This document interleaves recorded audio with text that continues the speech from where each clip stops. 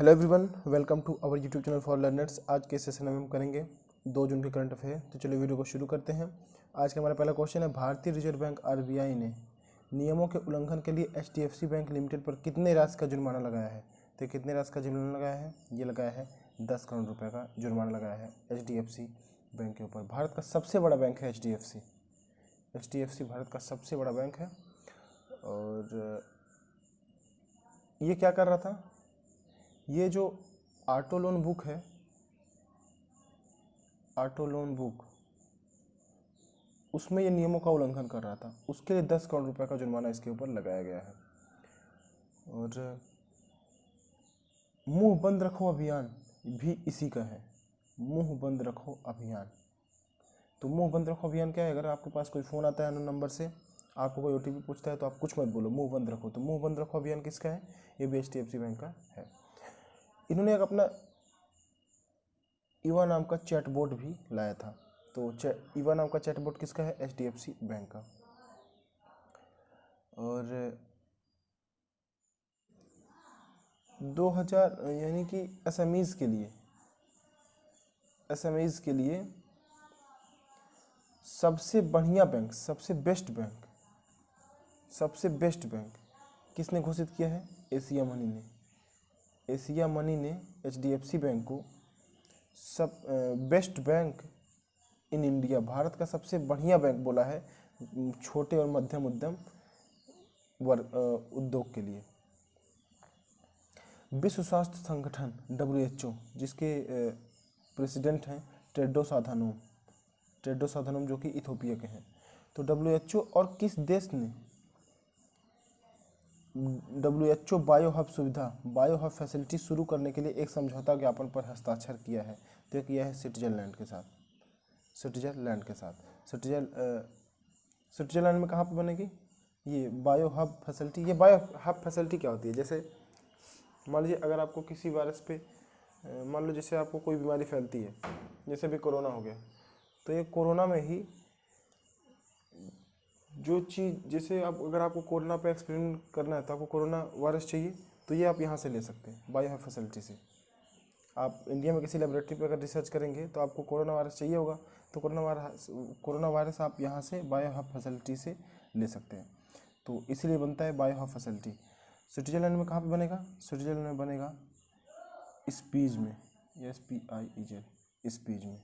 राजधानी कहाँ है यहाँ की? राजधानी है स्विट्जरलैंड की बर्न। और इंडियन एम्बेसडर कौन है यहाँ पे? मोनिका कपिल मोहता। क्लियर? इसको बोलते हैं यहाँ पे पैथोजन रखा गया है, पैथोजन रखे जाएंगे। पैथोजन मीन्स बीमारी वाले वायरस और बैक्टीरिया होते हैं। क्लियर? फियामे नाओमी मताफा किस देश की पहली महिला प्रधानमंत्री बनी है? तो ये बनी है समोआ की। ऑप्शन है समोआ। राजधानी यहाँ की एपिया। समोआ की राजधानी है एपिया। तो फियोमा नाओमी मताफा किस देश की पहली महिला प्रधानमंत्री बनी है? समोआ की। किस राज्य ने होम आइसोलेशन रोगियों के लिए MHIM मोबाइल ऐप लॉन्च किया है? MHIM मोबाइल ऐप लॉन्च किया है, तो किस राज्य ने किया है? ये किया है मणिपुर की बात करें तो मणिपुर का सीएम कौन है? बीरेन सिंह। और यहाँ का जो हाई कोर्ट है उसके चीफ जस्टिस कौन है? उसके चीफ जस्टिस हैं PV संजय कुमार।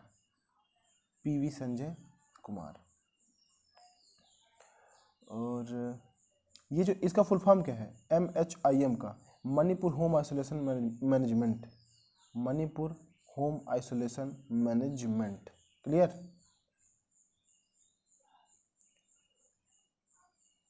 अगले पे आते हैं। अच्छा, अगर मैं बात करूं मणिपुर का स्टेटहुड डे किस दिन होता है? 21 जनवरी को मणिपुर का स्टेटहुड डे। और उसी दिन होता है त्रिपुरा का, और उसी दिन होता है मेघालय का। तो मेघालय, त्रिपुरा और मणिपुर तीनों का स्टेटहुड डे एक ही दिन होता है 21 जनवरी को। और मणिपुर में ही एक जगह है नोंगपोंग सेकमई, ये पुलिस स्टेशन का नाम है नोंगपोंग सेकमई। भारत का बेस्ट पुलिस स्टेशन इसको घोषित किया गया है, यानी कि best police station in of India कौन बना है? नोंगपोंग सकमई पुलिस स्टेशन। और मणिपुर के एक व्यक्ति हैं ज्ञानेंद्रो निंगोबाम, जो हॉकी इंडिया के प्रेसिडेंट हैं। तो ये चीज़ें आप ध्यान रखिएगा। दुनिया के सबसे बड़े कला संग्रहालय ल्यूव्र संग्रहालय की अध्यक्ष नियुक्त होने वाली पहली महिला कौन बनी है? तो पहली महिला बनी है, अभी इसको 228 साल हो गए, 228 साल बने हो गए। 228 साल के इतिहास में पहली बार कोई महिला इसकी अध्यक्ष बनी है। उनका नाम क्या है? Laurence Des Cars. Option C Laurence Des Cars. और ये ल्यूव्र संग्रहालय है कहाँ पे? ये है पेरिस में। ये जितनी बड़ी बड़ी फिल्में बनती हैं हॉलीवुड में, लगभग सभी की शूटिंग बहुत सी सारी फिल्मों की शूटिंग यहाँ पे हुई है। ये पेरिस में है। पेरिस क्या है? फ्रांस की राजधानी पेरिस में।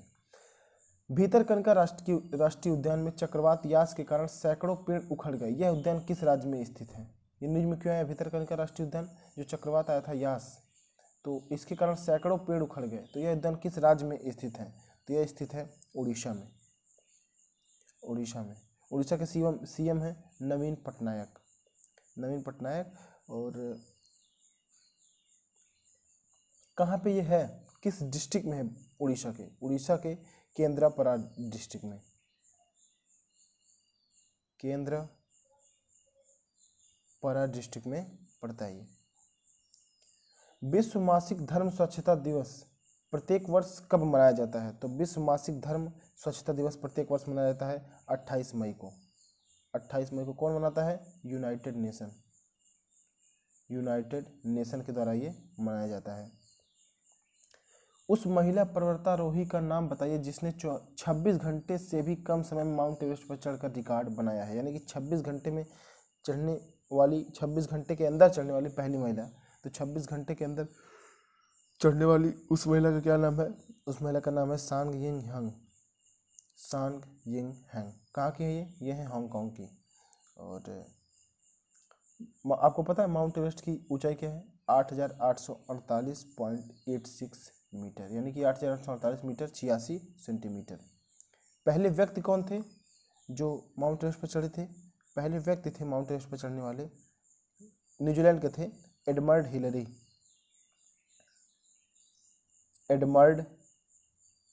हिलरी। तो पहले व्यक्ति थे एडमंड हिलरी। भारत सरकार के नए वाणिज्य सचिव के रूप में किसे नियुक्त किया गया है? तो किसे नियुक्त किया गया है? PVR सुब्रमण्यम। इससे पहले कौन थे? अनूप बधावन। तो अनूप बधावन अब नहीं है, अब है PVR सुब्रमण्यम। भारत की पहली महिला फ्लाइट टेस्ट इंजीनियर कौन बनी है? भारत की पहली महिला फ्लाइट टेस्ट इंजीनियर कौन बनी है? ये बनी है, कर्नाटक की हैं। तो इनका नाम है आश्रिता वी ओलेटी। किस राष्ट्रीय जांच एजेंसी किसी राष्ट्रीय जांच एजेंसी के महानिदेशक का अतिरिक्त प्रभार दिया गया है? तो NIA के जो वो बने हैं, महानिदेशक बने हैं, वो CRPF के महानिदेशक हैं अभी। तो उनका क्या नाम है? कुलदीप सिंह। Option D Kuldeep Singh. अभी तक थे YC मोदी, लेकिन अभी 31 मई को इनका ये रिटायर हो जाएंगे। तो उसका जो अभी तक तो YC मोदी थे, तो अब ये हटेंगे तो कोई ना कोई तो होगा। तो CRPF के जो महानिदेशक हैं अभी कुलदीप सिंह, उनको अतिरिक्त प्रभार इसका दिया जाएगा। किसका? NIA का, राष्ट्रीय जांच agency, national investigation agency.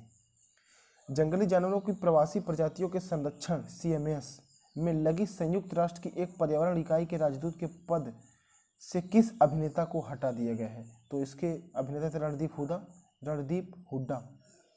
United nation द्वारा ये पद दिया जाता है। तो रणदीप हुड्डा को ब्रांड एम्बेसडर बनाया गया था, लेकिन इन्होंने जो बहन मायावती हैं, उत्तर प्रदेश के CM भी रह चुके हैं कई बार, उनके खिलाफ कुछ अभद्र टिप्पणी कर दी थी महिलाओं को लेकर के। तो महिलाओं का सम्मान नहीं करते ये सोचते हुए यूनाइटेड नेशन इनको ब्रांड एम्बेसडर के पद से हटा दिया। एमनेस्टी इंटरनेशनल दिवस हर साल कब मनाया जाता है? तो एमनेस्टी इंटरनेशनल दिवस हर साल मनाया जाता है 28 मई को। ऑप्शन ए 28 मई को। और एमनेस्टी इंटरनेशनल, इसका हेडक्वार्टर कहाँ पे है? ये बनी कब थी? एमनेस्टी इंटरनेशनल ये बनी थी 28 मई 1961 को। तो उसी उपलक्ष्य में 28 मई को ही मनाया जाता है। इसका हेडक्वार्टर लंदन में है, जो कि इंग्लैंड की राजधानी है। इसका हेडक्वार्टर लंदन में है। हाल ही में नार्डलिंग परियोजना का उद्घाटन किया गया। यह किन दो देशों के बीच एक परियोजना है? तो ये किन दो देशों के बीच की परियोजना है? जर्मनी और नॉर्वे। ऑप्शन बी, जर्मनी और नॉर्वे। उजानी बांध जो हाल ही में खबरों में था, किस राज्य में स्थित है? तो उजानी बांध किस राज्य में स्थित है? ये है महाराष्ट्र में। महाराष्ट्र में। क्लियर? तो हुआ क्या था यहाँ पे, देखिए, ये जो उजानी बांध है ये महाराष्ट्र के सोलापुर डिस्ट्रिक्ट में है। ठीक, महाराष्ट्र के सोलापुर डिस्ट्रिक्ट में। तो सोलापुर डिस्ट्रिक्ट में जो ये बांध है, तो यहाँ इसमें पानी है। अब ये पानी महाराष्ट्र का ही एक डिस्ट्रिक्ट है, बारामती। बारामती डिस्ट्रिक्ट में एक जगह है इंदापुर। सरकार ये चाह रही थी कि ये पानी महाराष्ट्र के वो सोलापुर डिस्ट्रिक्ट से सोलापुर से इंदापुर तक पहुंचाया जाए। इसके लिए किसानों ने आंदोलन कर दिया, तो सरकार ने इसे जो है रोक दिया कि अब ये पानी वहाँ पे नहीं जाएगा। तो हाल ही में इसी वजह से खबरों में था। स्पाइडर क्रिकेट की एक नई प्रजाति जयंती हाल ही में किस राज्य में खोजी गई है? तो जयंती नाम की जो प्रजाति है किस राज्य में खोजी गई है? ये खोजी है छत्तीसगढ़ में। Option A, Chhattisgarh. Clear? Chhattisgarh में कहाँ पे? कुर्रा केव्स में। कुर्रा केव्स, कुर्रा की गुफाओं में। इंडियन ब्रॉडकास्टिंग फाउंडेशन IBF का नाम बदलकर क्या किया जाएगा? तो IBF का नाम बदलकर किया जाएगा IBDF। Indian broadcasting and digital foundation. और ये है क्या? इंडियन ब्रॉडकास्टिंग फाउंडेशन ये जो टीवी चैनल के ओनर हैं, जैसे स्टार उत्सव हो गया, सेट मैक्स हो गया, तमाम जो चैनल हैं, तो उनके जो ओनर हैं उनका ये फाउंडेशन है। ये सरकारी नहीं है, गैर सरकारी है, तो उनका ये फाउंडेशन है। क्लियर? आज का हमारे लास्ट क्वेश्चन, किस उच्च न्यायालय ने वन गुर्जर जनजाति के लिए दयनीय स्थिति पर राज्य सरकार को फटकार लगाई है? तो किसके लिए लगाई है इन्होंने? ये लगाई है किस की? हाईकोर्ट ने लगाई है किस राज्य की? उत्तराखंड उच्च न्यायालय ने, हाईकोर्ट ने उत्तराखंड उच्च न्यायालय जी। Option D, Uttarakhand.